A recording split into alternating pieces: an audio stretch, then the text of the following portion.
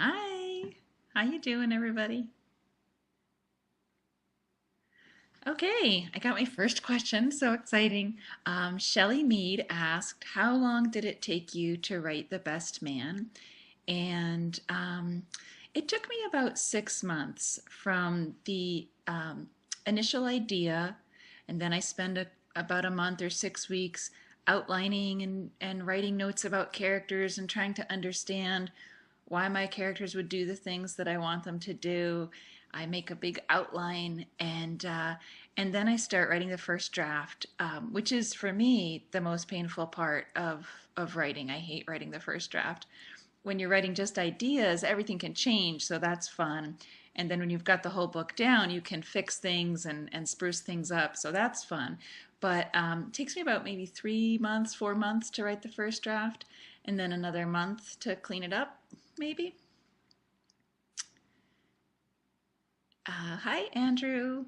Um, okay, about 6 months to write an entire book, and then C.R. Shore asked, which book was your first bestseller, and how did you find out it had become a bestseller?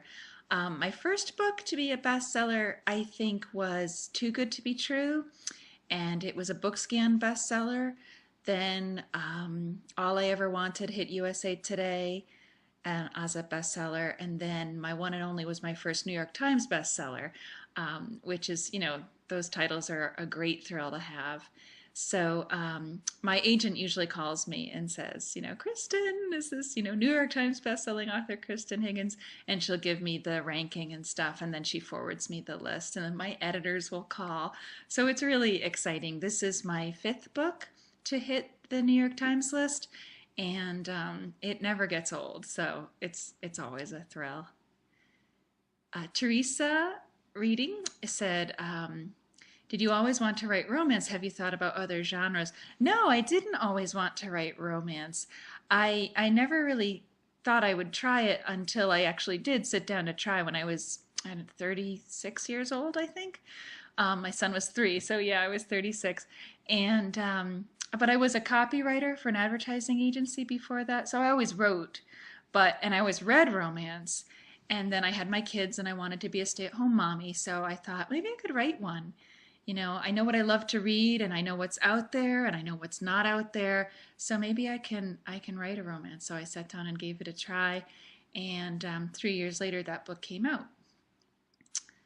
Darlene wants to know, I was wondering if you had experiences like your character in The Best Man, and if not, where did your inspiration for the story stem from? That's a great question. I know what you're talking about, Darlene. It's the bathroom scene, am I right? It's when my heroine has an interesting encounter in the bathroom.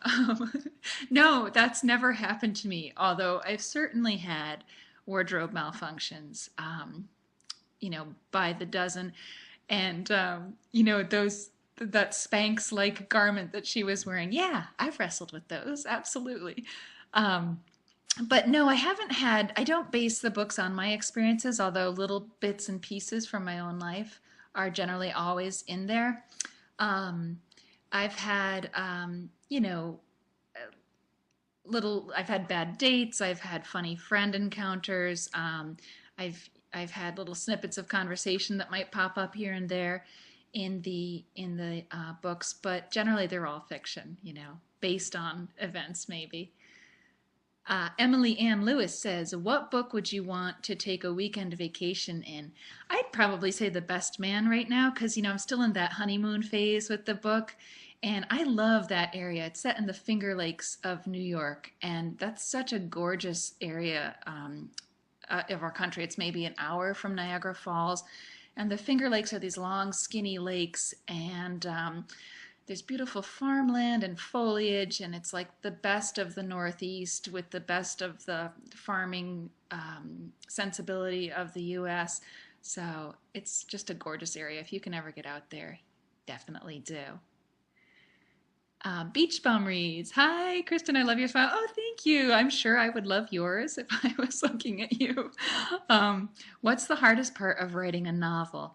That's a great question. I mean, it really depends on the novel, but I think for me, the hardest part is coming up with that idea that's gonna go the distance because there's a lot of ideas that you could work with, you know, and everybody has a great story. And since I write realistic romances, you know, anybody could be a character in my book. Anybody's life story could inspire me. But the tricky part is to find the right one and flesh it out enough, which is what I'm doing right now for the third book of the Blue Heron series. I finished the second one, which is called The Perfect Match, and that comes out this fall. It's the story of Honor, who was Faith's older sister. J.A. Ged Otter says, I'm from New York. I love that you included upstate New York. Yeah, it's just, I think I'm a New Yorker at heart. I grew up in Connecticut. I live in Connecticut. But someday I want to live in the Empire State. Liz asked, who would you want to play your main characters if the book were made into a movie? You know, I always like to have a hero, a face for a hero. So I like to have some guy that I look at. You guys might know from Facebook if you follow me there. I have a lot of celebrity crushes, and my celebrity crush for Levi was Jeremy Renner, who just, I don't know, he just has something really powerful about him. I love his face. And so I start off with, you know, 112 pictures of Jeremy Renner on my hard drive.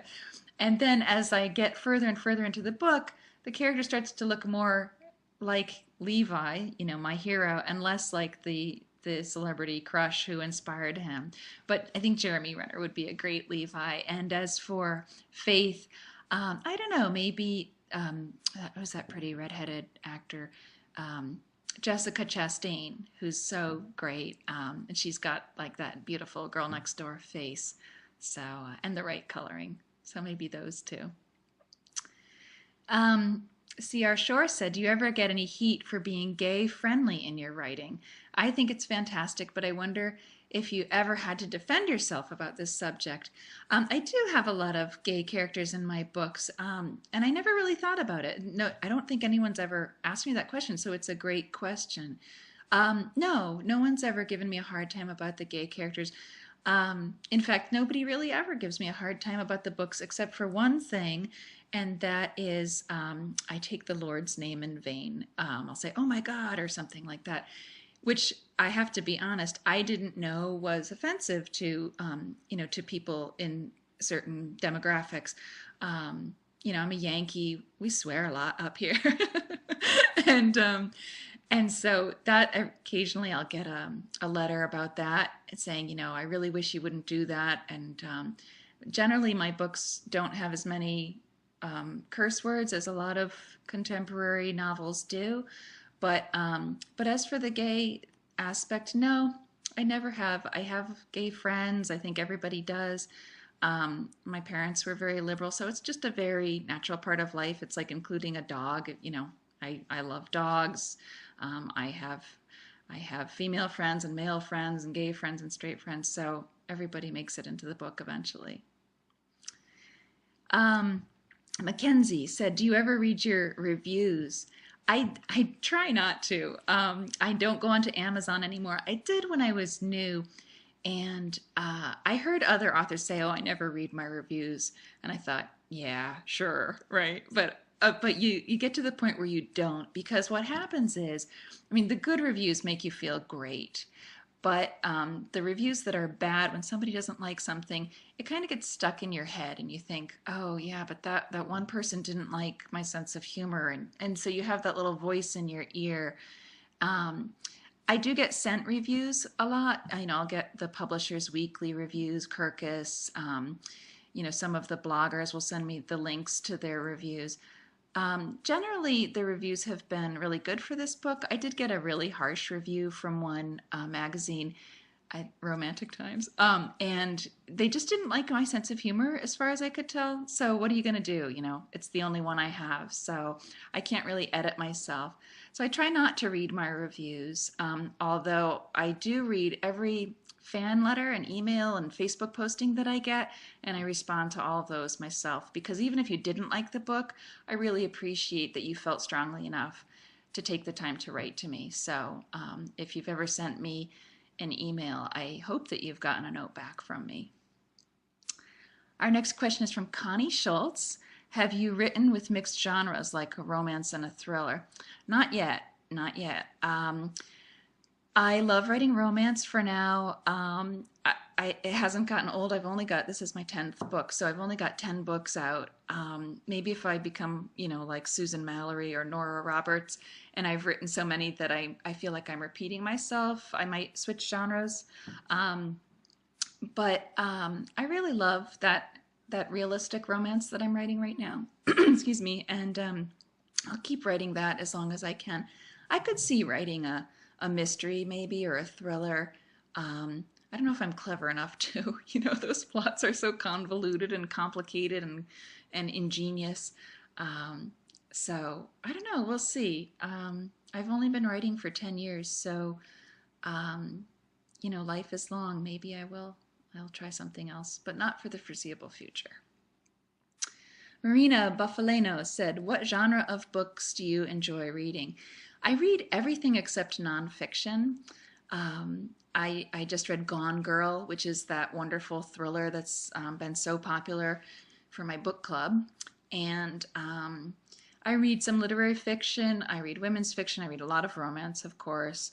I love horror. I read Stephen King and Dean Koontz, but mostly I read female authors with the occasional guy thrown in. I don't really discriminate against guys as authors, but I'm more drawn to the subject matter that women write about. And I don't read the really realistic, sad stories like Jodi Picoult or something like that, the ripped from the headline stories, because those are just a little too close to reality and the grimmer part of it. So I shy away from those. I really like books that engross me and make me feel good and happy, or just that are so intriguing and different that I'm really transported out of my daily life by that book. Okay, Teresa says, I'll be honest, I've got some of your books in my TBR pile, but I haven't read any. Oh no! Which book should I start with? You can start with any one. My first 6 books were in first person, and my last 4 have been with both the hero and heroine's point of view. There's the only series is the Best Man, and that's the first book in the series. But Somebody to Love does refer to characters from another book, although it's not like a series, I wouldn't say. It's just a secondary character that you might remember from another book. Mrs. Connie S. Sam says, who does your book covers? Are they great? My book covers are so beautiful. The Harlequin Art Department does those. They work in Toronto. They work with the marketing team, and it's a really wonderfully collaborative effort. The way a book cover evolves is the publisher asks me for input on what my characters look like, what some of the scenery might look like, maybe some pivotal moments, that would make a good visual. And then they ask what kind of dog I have in the book, or cat. So I tell them, for example, okay, Faith has red hair and she dresses in kind of retro 50s clothing. And Levi looks like this, and the dog is a golden retriever, and it's set in a vineyard. So they come up with that idea. They send me a concept. I'll say, oh, that looks great, except that, she wouldn't wear that type of clothing, or that's the wrong kind of dog, something like that. And then they give me an updated version, and I might tweak it, say like, oh, maybe you could make the font a different color or something. They're very tolerant with me. I don't think a lot of authors in general get too much say on their book covers, but they've been really good to me. And I think maybe because I worked in advertising, they give me a little bit more say. But they've been really wonderful, and I'm so happy with the book covers. This one in particular is so cheerful and cute, and I just love that smiling golden retriever. Audrey Curley says, are you currently working on a new book, and can you give us a little insight on the storyline? Yes, I just passed in last night at about 8 o'clock. I just passed in the revisions for The Perfect Match, which is Honor's story. Honor's the older sister in The Best Man. And I really love this book. It was really interesting to set it up a little bit in The Best Man and give a little hint of what's to come. So I really also like that within a family, you know how it is, where you know, the younger sister looks at the older sister and says, "Oh, you've got it made. You know, you're perfect and no one ever bugs you." And then the older sister looks at the younger sister and says, like, "Oh, you're the baby of the family. You have no idea what it's like to be me." So that was really fun to explore, that dynamic and how you're seen versus how you see yourself. So I think you'll really like Honor's story. It's one of my favorite books that I've written, so I'm excited for it to come out. And then because I finished last night, today I'm starting on the third book in the Blue Heron series. And without saying too much about that, because it's still very much evolving, that's Colleen's story. So I hope you guys will like that. Sherry Humphrey says, "Catch of the Day was amazing because Malone was such a quiet man. There's a very small amount of Malone dialogue in the book. Yet the reader feels she really knows who Malone is. You managed to communicate a fleshed out character with him speaking only about 30 words. Was that difficult? Did you decide to do that? How difficult was it?" You know, I didn't really, I think he speaks maybe more than 30, but I loved the idea of a guy who's hard to read. And so here's Maggie, and she's so chatty and outgoing, and she's everybody's best friend, and she tells everyone everything. And here's Malone, who's definitely the strong, silent type that we chicks love. And he was just so wonderful, and you know, a little bit private and maybe not very expressive outwardly. I loved the idea that everything you learn about Malone is largely through his actions and not what he says. And that's a sticking point for me when I'm a reader. I like guys to sound the way they do in real life. You know, these guys who spout these beautiful poetic paragraphs that sound like something Dr. Phil would say. They're wonderful, but maybe they're not so realistic. So I wanted an alpha male who was a real alpha male. Hi, my daughter's home from school. Hi, honey. Hi, how are you? Sorry, gotta say hi to my babies. So, Tessa says, "Thank you. I'll pick one up as soon as I can." Thank you, Teresa. Karen Terry asked, "What made you start writing romance?" I just loved it. You know, I've been a romance reader since I was 13 years old. I stole my grandmother's paperback of Shanna by Kathleen Woodiwiss, a classic. And I just loved that book. I read romance all through high school, all through college. I was an English major, so there I was, you know, reading Dickens and Thomas Hardy and Shakespeare, and then going to my romance novels when I had a break. So I really loved those kind of books because they follow a character through this very important journey that so many of us have been on or want to go on. And I just think they're really life-affirming and joyful and hopeful books. So I never really thought of writing another kind. C.R. Shore says, "You interact with your fans on Facebook more than any author. I know we appreciate it. Do you set aside specific times of the day for it, or is something you do as time permits?" It's both, actually. You're welcome, and it's my pleasure. It really is such an honor when people are so interested in your books that they want to hear about your life too. So I really feel privileged to be able to do it, and I'm so happy that social media exists like this because it's so easy for us to interact with you guys. I always check my Facebook first thing in the morning. Sometimes I'll set something up, you know, I'll say like, "Oh, that's a great picture. I'll have to post that on Facebook sometimes." So I have a file of it.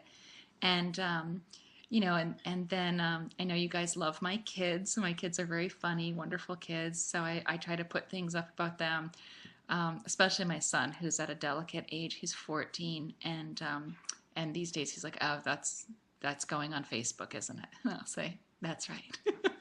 They love you on Facebook. And you know, I put up little things about my life. You know, if I go to my boxing class, it's always good for a laugh or two because I'm the most uncoordinated person in the world, except for maybe Jill Shalvis. Tell her I said that. S.J. Bowen says, "You mentioned Nora Roberts. How does an author write so many books so rapidly? Do they use researchers or ghostwriters?" You know, I don't know about Nora having a researcher, but I know she writes all her books herself. She has a tremendous work ethic, And she really knows what she's doing. She's been writing since I was a teenager, so that's 30 years. So I think she puts out 5 or 6 books a year, and she says, writers write. They sit down and they do it. And some people are blessed with being faster, and some of us take longer. Yeah, I think you get faster as you get more familiar with your own strengths and weaknesses, and you're not maybe as crippled by terror and doubt as you were a few years ago. That's been the case for me. I think like, oh, I'm not feeling it on this book, but that's been true for several books, so I'm not as worried as I used to get. Although every book I write, I think, it's not very good. This one, they're not going to like this one. But I work a lot on it, so I think that doubt really helps me personally. For someone like Nora, maybe there's less doubt because she's just been doing it so much longer and at such a rate that she really is in the groove.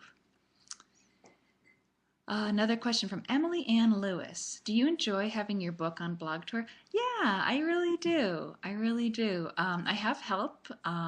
The people from BookTrib help me put together blog tours, so they arrange all these sites for my interviews to go to and stuff.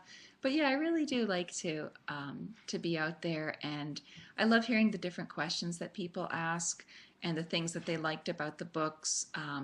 That maybe sometimes there's something in a book that I won't have paid too much attention to, and people will say like, oh, I loved this part, I loved Lorena, she's just like my great aunt Maggie or something, and I love hearing those things. So the more exposure the better, and we writers are insecure. So we really love to hear from you guys, especially when it's the things that you liked. Nikki Johnson Davis says, where do you get your inspiration? I just did a talk in Australia, actually, a couple weeks ago, and this was one of the questions that they asked, and I knew it was going to be asked, so I had a big slide for it in my PowerPoint presentation, and I had all the pictures of my man crushes, my celebrity crushes.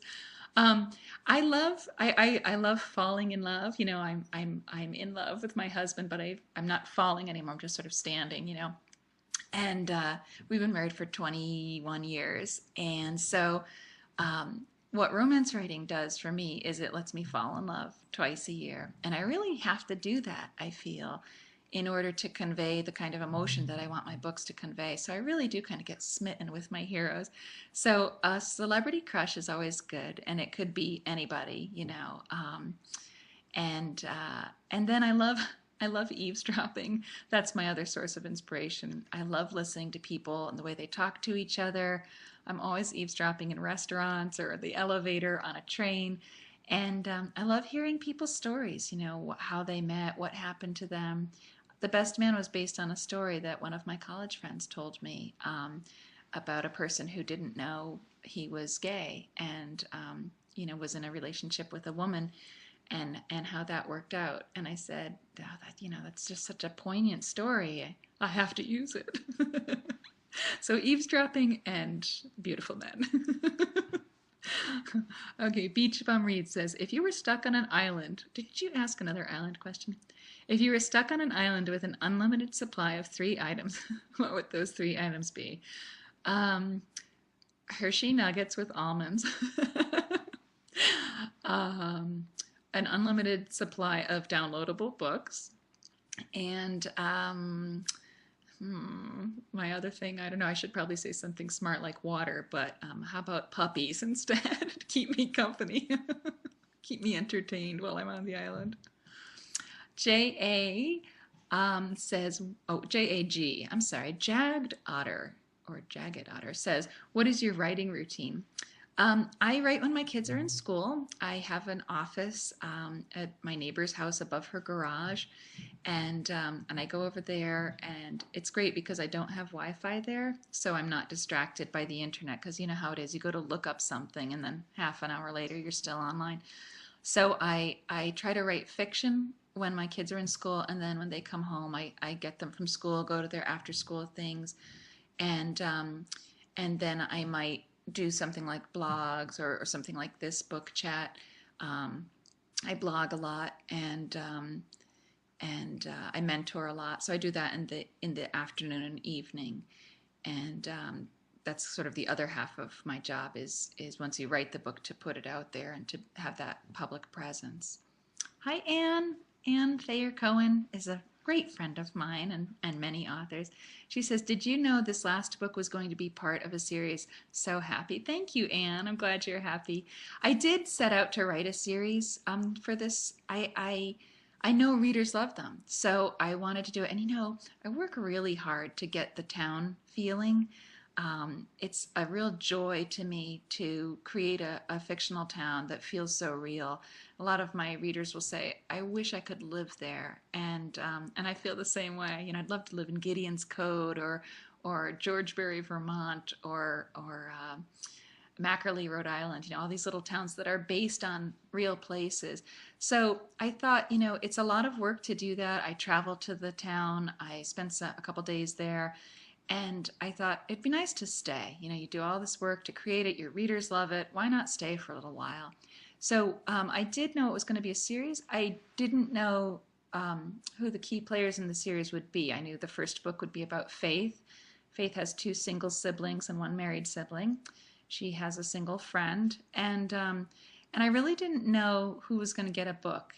There's a whole slew of potential people. I mean, maybe I could be the next Robin Carr and keep mining that same community the way Robin did with Virgin River, and everyone is so happy because it's like you go back to your friends when you go back to another Virgin River book.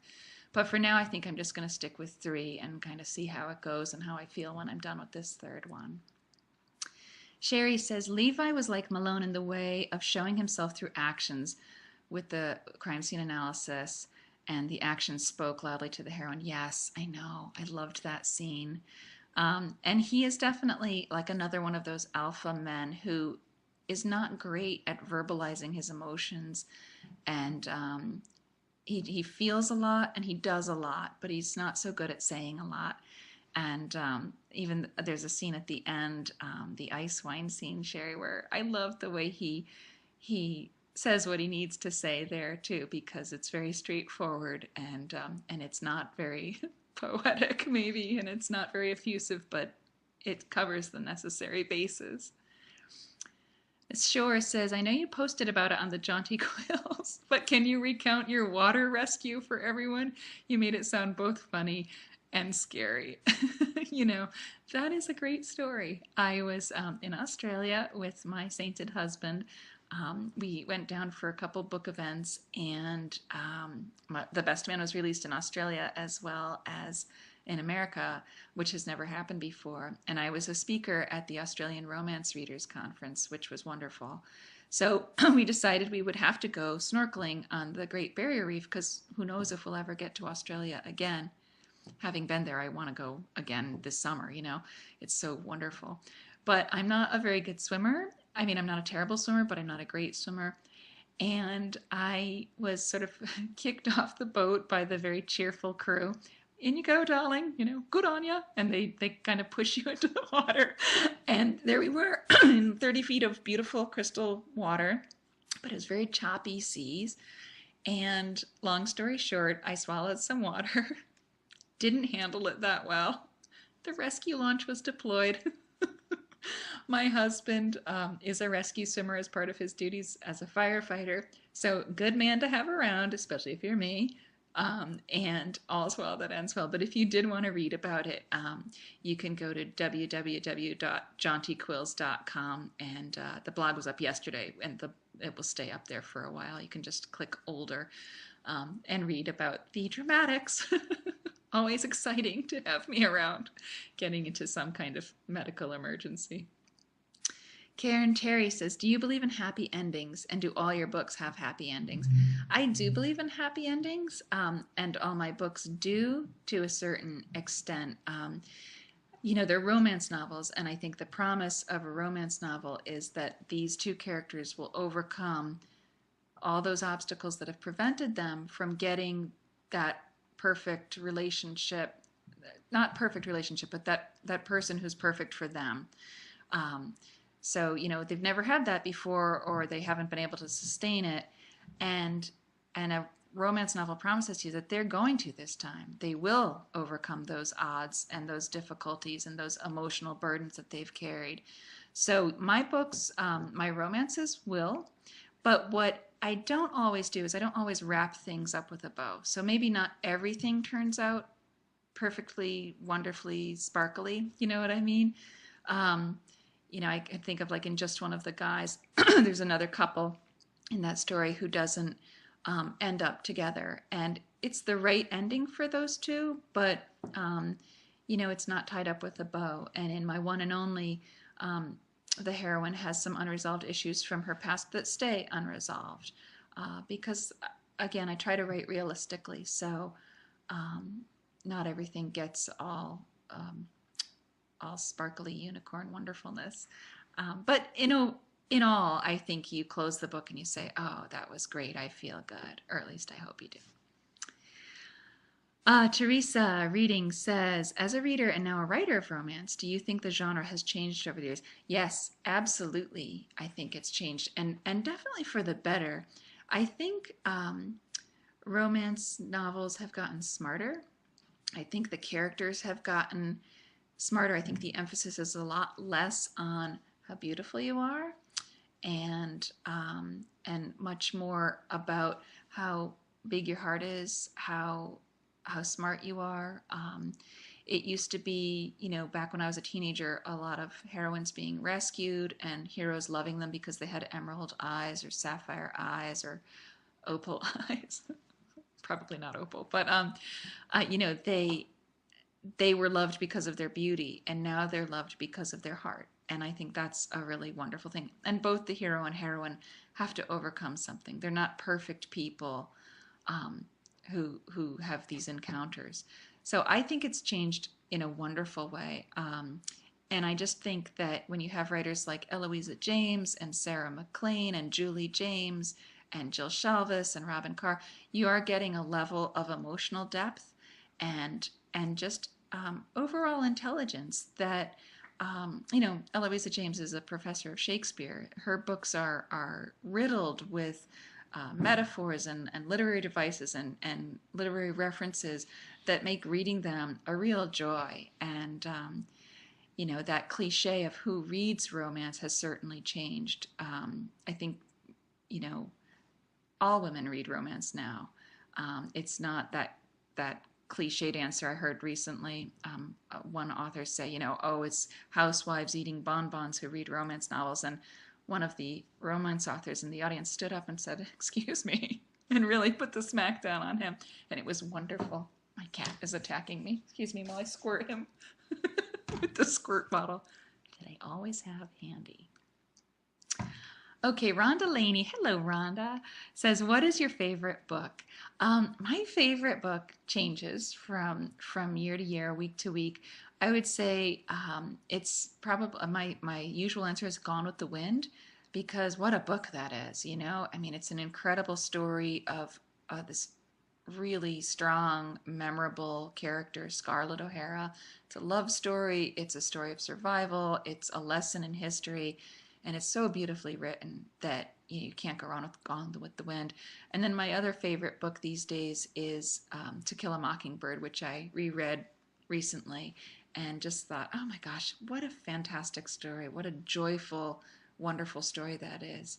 And it has Atticus Finch in it, Oh, sigh. Savvy Bookworm says, out of all your characters, who was the most fun to write? Prudence. Prudence from The Best Man is definitely so much fun. She's the oldest of the Holland kids. She's my age, as a matter of fact, 47, and she's been married for a long time, and she has a grown son and an almost grown daughter. And I really loved her. She has no filter. She's trying to keep her marriage fresh, and she is, but she's not a clown. She's got real heart. And she's a good sister, and she's a good mother, and a really funny person. I really enjoyed writing her. I also enjoyed writing Beverly from My One and Only, and Lavinia from Somebody to Love. Those are some characters who stick out. The women, the quirky women, are often really fun for me to write because you can kind of go on a tear with them, whereas you might have to make your main character a little more mainstream. Emily Ann Lewis says, who is your first book boyfriend? Rhett Butler ruined me for all other men until I was 25 and met my husband. Rhett Butler, come on, it's just not fair. He ruined us all. Prairie Dawn says, here you just got back from Australia. You've mentioned you like Nutella. I do. What do you think of Vegemite? I did try Vegemite. I was warned about Vegemite. They say if you're American, you go down and they say, oh, you want to try Vegemite? It's best if you have a whole spoonful all at once. So I knew not to do that. Made some toast, put a lot of butter on it, spread the Vegemite on there. And it wasn't bad. It was strange. It tasted like someone had boiled beer down to a spread. So it was kind of strange, but it wasn't terrible. I don't know if it has any nutritional value or if you just put it on like Nutella. The hotel we were staying at had Nutella and Vegemite, and I was definitely on the Nutella side of things. Jeffrey Tretton, hi, says, did any one author or book inspire you to start writing? I don't think so, Jeffrey. That's a good question, though. I think one of the reasons I started writing was because I really wanted to read the kind of book that I was having a hard time finding. So I started writing 10 years ago.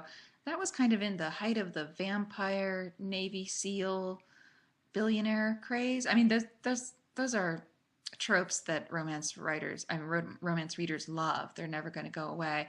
But it was hard to find normal people romance, as I call them.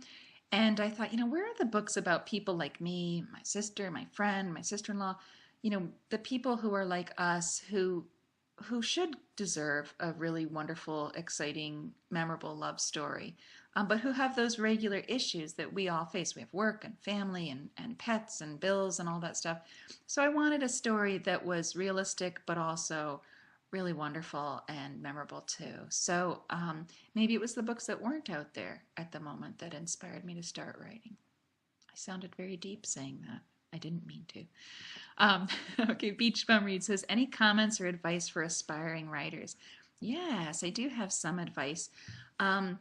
Read a lot. It's always a smart thing to do. And read in the genre that you would like to write in, so you know what's out there and why certain authors are doing so well and what chord they're striking with readers. And be really ruthless with yourself. Be a great writer. Don't try to write a book that's as good as somebody's. Write a book that's better. And be yourself, because it's going to come out eventually that you're not the next Nora Roberts or Robin Carr, that you're you. And they've got those bases covered. So be yourself and don't stop trying. Ms. Otter says, how do you choose your characters' names? Oh, that's really tough, actually. I have about 5 websites that I go to.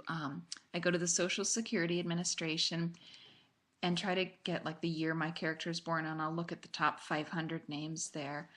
That's one way. I go to the baby names website and I'll say, like, if you like the name Sam, you also might like these names, because I've used a lot of my favorite names already. I have 25 cousins and they have children, so I steal their names occasionally. And then sometimes I ask my readers. Lately it's been really hard to name my male characters, so I asked on Facebook the other day, like, please help me, I still don't have a name. And I got something like 600 suggestions, so I should be good for a while. Ann Thayer Cohen says, I loved that Faith wasn't the perfect-looking woman. The conversations between siblings had me smiling. You took me right to the Finger Lakes. Yes, another area I've visited. You made me want to go back there. Did you have a favorite wine after visiting there? Yeah, thank you, Anne. And I loved that Faith was normal, too. She certainly got her appealing physical traits, and she has her physical traits that aren't so appealing. So I enjoyed writing her. Because she's like the rest of us, and I love writing siblings. I have an older brother and a younger sister, and the 3 of us are really close. And I always love, going there. And I love when my siblings read my books and enjoy them or recognize something that they've said. As for my favorite wine in the Finger Lakes, I really loved the ice wine, and that's a really neat thing. They wait till the grapes freeze. I think it's 17 degrees. The temperature has to drop to 17 degrees. and they pick the grapes frozen and then they squeeze them, and so it's very concentrated and sweet because of the freezing, and they make wine out of that. So it's a lovely dessert wine, and I urge you all to try it. Miss Shore says, when you do signings or readings, do you sign ebook covers if we don't have paper copies of your books? Sure, I'd be happy to. That's the electronic signature I think you're talking about, and I think I have one of those. So yeah, bring it over.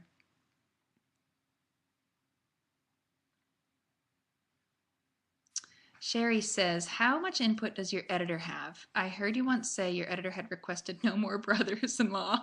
Oh yeah, so you must have been in Australia, Sherry. Or does your editor pretty much leave you alone because you're a bestseller? Or maybe you use him or her as a sounding board? All of the above. I definitely use them as sounding boards. They do trust my instincts by now. Not necessarily because I'm a bestseller, I think, but because of, well, maybe because of the reader response, which might translate into bestsellers. But they're really wonderful with me. They definitely give me a lot of room to play around. I have done 2 heroes who are the heroine's brother-in-law. One was married to her sister and then divorced, and one was her late husband's brother. So, you know, for those books, I think they worked really well, and certainly that's an obstacle for them to overcome, is that previous relationship. But, you know, you can only do that so many times. I've done it twice. I think I'm done. Liz says, what were your favorite books as a child, or your favorite books to read to your children? Oh my gosh. I love, as a kid, I loved Dr. Seuss. I read all of Dr. Seuss's books. I loved the Black Stallion series. I loved a book called Mandy by Julie Andrews. I read that thing like 27 times. I loved the Little House on the Prairie books. I read everything, you know. And then the books I love to read to my kids, you know, we started reading to our daughter the day she came home from the hospital. And, you know, we stopped a couple years ago because the kids are 17 and 14 now. So, but I read all the Harry Potter books and everything out loud with all the voices. I loved all the quirky little picture books like William Kennedy books. I loved the Goodnight Moon and Margaret Wise Brown books. Cowboy Small by Lois Lensky. You know, we would always leave the library with a big canvas bag filled with books, and we'd go a couple times a week. I think reading to your kids is the best thing you can do as a parent. So, Prairie Dawn says, have you ever written one of your dogs into one of your books? Yes, I have. My first dog as an adult was Digger, and he is the dog in my first book, also named Digger. He was my great writing buddy. He died a couple years ago, and so he is Millie's dog. Then Colonel was based on a wonderful dog we had. After my dad died, I got my mom a golden retriever, and he was just the most wonderful, sensitive dog. And so Colonel is based on our Brendan. And then Willow is Beauty in Somebody to Love. My dog Willow, very shy, sweet little dog who's afraid of people until she loves you. And that's about it, I guess. I haven't done any other of my own pets. I've done a cat. Fat Mikey was based on my cat Cinnamon. So, let's see. Rhonda Laney says, do you read reviews that bloggers, Amazon, Goodreads? I answered this earlier, Rhonda, but not really. I don't seek them out. So I think my brother might. He's very into the my career. He's very tickled, and he does all my numbers. You know, he'll be like, "You're number 2 at Amazon" or something like that. I try to ignore that stuff because once you put it out there, you're done. You've done your best. You know, you've written the absolute best book that you could.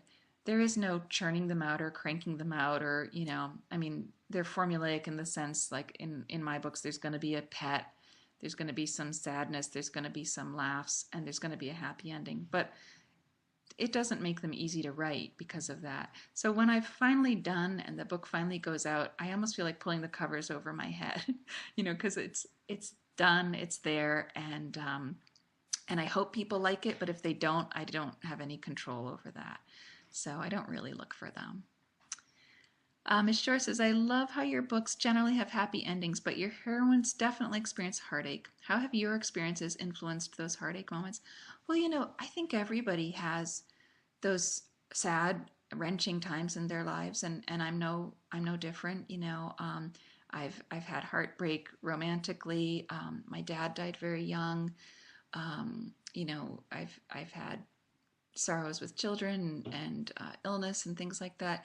So I think that what we writers try to do is recall not those specific events, but the emotions that they brought up in us. So in The Best Man, Faith's mom dies in a car accident, and that's how my father died. And so there's definitely a chunk of my heart in that book. It's not the similar circumstance, but the overall event was the same. So I think that what we strive to do as a writer is to recall those emotions through our fingertips and share that with the reader. I think that those are some of the moments that I love best about my books are those heartache moments, and I love to write them. It's very emotional for me. I usually cry when I write a book, and I usually laugh too. It makes me look a little schizophrenic.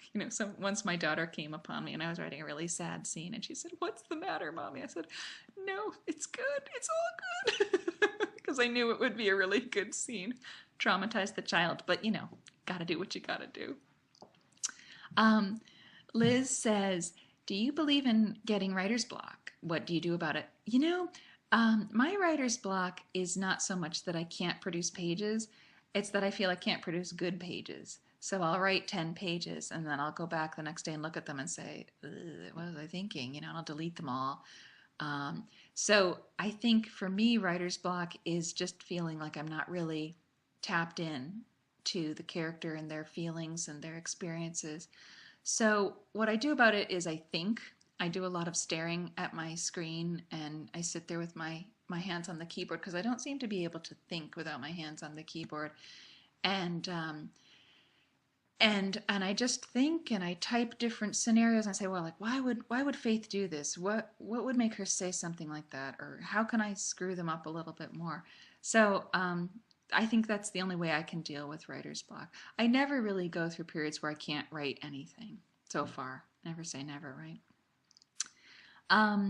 Emily Ann says, what is your vice? Oh, so many, Emily Ann. I love trashy television. I love all the reality shows. I watch Project Runway, America's Next Top Model, The Jersey Housewives. Don't tell anybody. I love trashy TV. I love movie popcorn. I think I'm actually physically addicted to movie popcorn. I get the silo, I don't want to share it with anybody, and I can eat the whole thing. I don't know, other vices. I'm pretty wholesome overall. Let's see. Mrs. Son says, maybe you have already answered this. Do you write your notes or on whatever is near? Use a computer right away, an old typewriter? I write on the computer, but I almost always have my computer with me. I travel with it. It's like my security blanket or something. Sometimes I'll call myself and say, don't forget, Faith is going to do this when, and so I have some weird messages on my machine. And now I have a smartphone, so that's a blessing. I can type in some notes there or have my husband type in some notes. Angie says, I read a few different books at a time, depending on my mood. So do you have several projects at a time? Yeah, I do, but I'm never writing 2 books at the same time. I'm revising a book, writing a book, and promoting a book, usually at the same time. So like right now I'm working on 3. I'm promoting The Best Man, so I'm doing blogs related to that and some publicity, some talks. And then just finished revising The Perfect Match and writing Untitled, which is the title of my 3rd Blue Heron book. Mackenzie says, what was your favorite thing to do while in Australia? That was eat. My God, the food is so good down there. Eat, watch the men. The men are beautiful. I took some pictures, as some of my Facebook friends can attest. I loved swimming at Bondi, although I mentioned that I'm not a great swimmer. I had such an exhilarating time at Bondi Beach because the water was so clear. It wasn't cold. It was just cool and refreshing and immaculate. And the waves were so big. So I was screaming with joy and terror, looking for sharks, as I always do, and asking everyone around me if they would save me. Just in case. Like, my husband's going to take a picture. Will you save me? Will you keep an eye on me? Don't let me drown. Don't let a shark eat me. So it was fun. And the lifeguards were curious about me. Who is that American talking to everyone and screaming? Um, let's see. Oh, looks like there's only a few minutes. I will announce some winners in a few minutes. But Alice Steele says, sorry if this is a repeat question. I wondered if you were a plotter or a pantser. I'm both. I think every writer is a plotter and a pantser. Even the pantsers, they have some scenes that they're going to definitely include in the book. And we plotters, we have scenes that we have no idea where they came from. We just suddenly are writing them. So those are always the best scenes, I think, when you think, oh, wait a minute, I know what's going to happen. And you just start clicking away. I think that's always thrilling, and those are like moments of grace or something when your subconscious finally spews up the thing that you were looking for and you weren't really aware that you were looking for it. So definitely both. Oh, my image on my computer just changed. I see that I'm a hand talker. Connie Schultz says, do you prefer to write with your computer or your pen and paper? I definitely prefer the computer, and I do have some friends who write longhand, which dazzles me because I can hardly write a thank you note without my hand cramping up.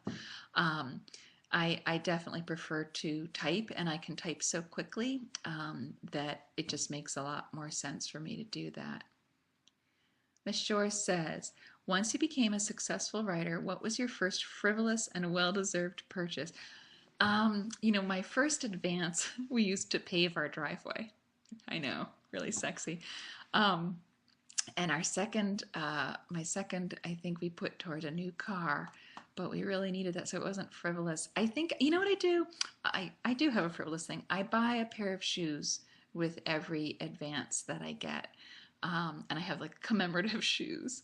So my shoes are very frivolous. I have purple suede booties and shoes with flowers on them and leopard and ridiculous high heels and like turquoise blue shoes. So I am living the cliche in that respect. Right now I have bunny slippers on, just for the record.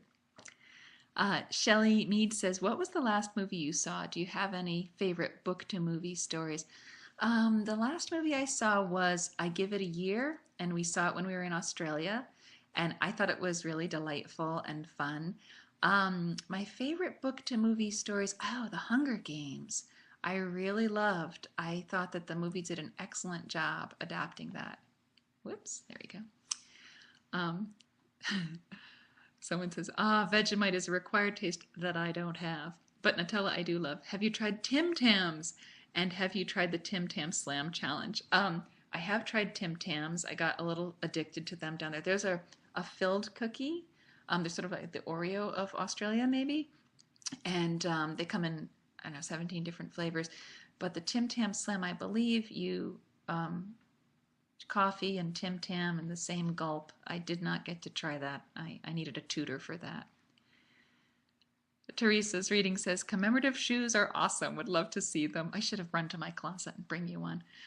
Passion for Fiction says, what are some of your hobbies? Do you spend a lot of time hanging out with your children? Yes, I do. I really love my kids. I'm definitely a mother first and an author second.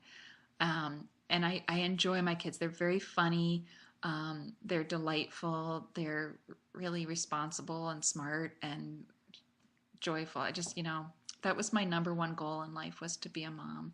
And I'm just so happy that I got to do it with the two kids that God sent us.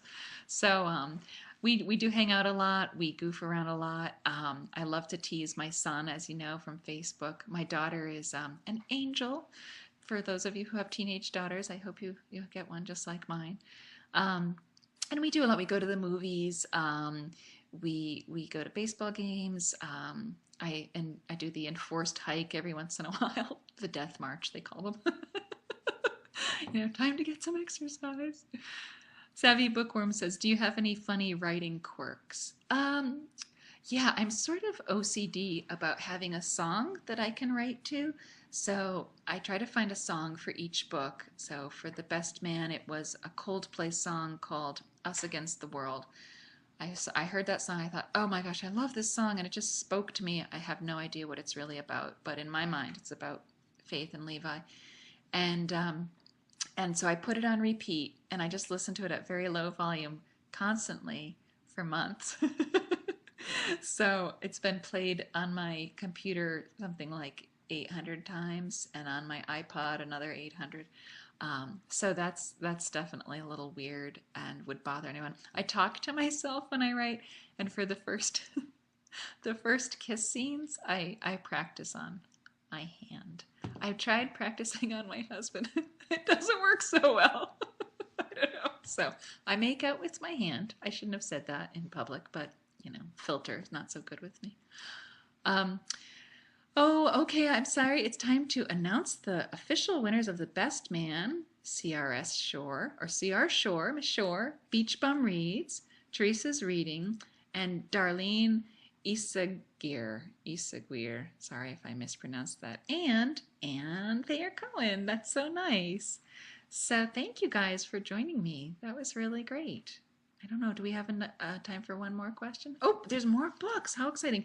Audrey Curley, Sherry Humphreys, Emily Ann Lewis, S.J. Bone, and Rhonda Laney. Very good. Yay! And I think BookTrib will tell you how to get those copies. Thank you, BookTrib, for a great chat, and thank you for everybody for submitting your questions. Oh, and here's the information about how to get your winners. And thank you guys so much. It was so nice of you to spend an hour with me. I really, really appreciate it. Oh, you're welcome, Shelley Mead. And oh yes, see you on Facebook. Do pop over to my Facebook page if you want to keep in touch. BookTrib says, thank you so much for joining us. We loved getting to know you. Thank you, BookTrib, for having me. It was really great and very easy. I was very nervous and sweaty before this, but you guys made it easy.